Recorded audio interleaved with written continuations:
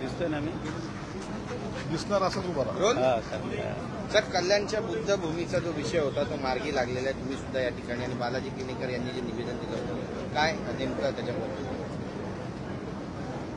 कल्याणमध्ये अशोकनगर, वालधुनी, कल्याण पूर्व या ठिकाणी 30 एकर लँड जमीन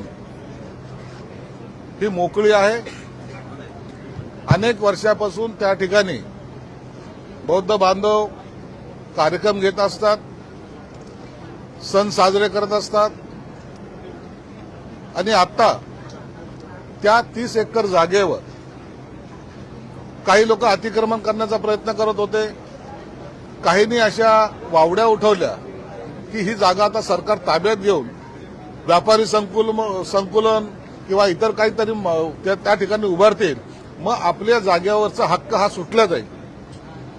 आणि म्हणून त्या ठिकाणी आंदोलनही करण्यात आलं आणि त्यानंतर हा समाजामधला असलेला रोष आणखीन पसरू नये यासाठी खासदार श्रीकांत शिंदे साहेबांनी विनंती केली आणि त्यांच्या सूचनेनुसार मी माझ्या दालनामध्ये श्रीकांत शिंदे साहेब असतील, आनंदराज आंबेडकर असतील, भंतेजी असतील, तिथलचे आणखीन गायकवाड म्हणून आहेत ते आहेत, अनेक जण, अनेक मान्यवर आला आणि सरकारी अधिकारी म्हणून कॉर्पोरेशन आयुक्त, पोलीसचे अधिकारी, कॉर्पोरेशन म्हणजे माझ्या डिपार्टमेंटच्या प्रधान सचिव अशा सर्वांची एक जॉईंट बैठक कलेक्टर सहित घेतली होती.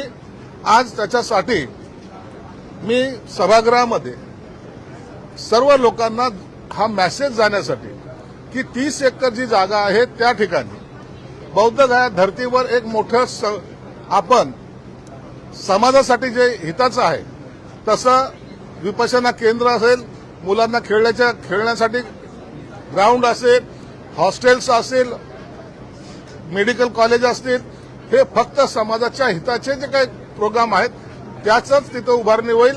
इतर कुणालाही ती जागा दिली जाणार नाही. जी मागणी तिथलच्या फाउंडेशननी केलेली आहे की जागेवर सातबाऱ्यावर नाव लागावं यासाठी सुद्धा मी कलेक्टरांना सूचना दिलेल्या आहेत. जे काही कायदेशीर कारवाई करता येईल त्या संदर्भाचा अहवाल 2 आठवड्यामध्ये देण्याच्या सूचना त्यांना दिलेल्या आहेत. आज या सभागृहामध्ये बालाजी किनीकरनी हा प्रश्न उपस्थित केला, त्याला उत्तर म्हणून सरकारकडून मी निवेदन सुद्धा केलेलं आहे. समाजामध्ये गैरसमज पसरवणं, कोणीतरी सांगतं की आता हे पुतळा पाडला, इथं असं केलं, असे वेगवेगळे जे काही रुमर उठवले जात आहेत त्या रुमरकडे कोणी लक्ष देऊ नये ही विनंती करण्यासाठी या माध्यमाच्या समोर आलेलो आहे. त्या ठिकाणी सभागृहामध्ये जे मी उत्तर दिलं त्या ठामपणे सांगितलेले त्या 30 एकर जागेमध्ये कोणताही कमर्शियल वापर होणार नाही. ती जागा समाजाच्या हितासाठी जे असलेले काम असतील तेच त्या ठिकाणी केले जातील.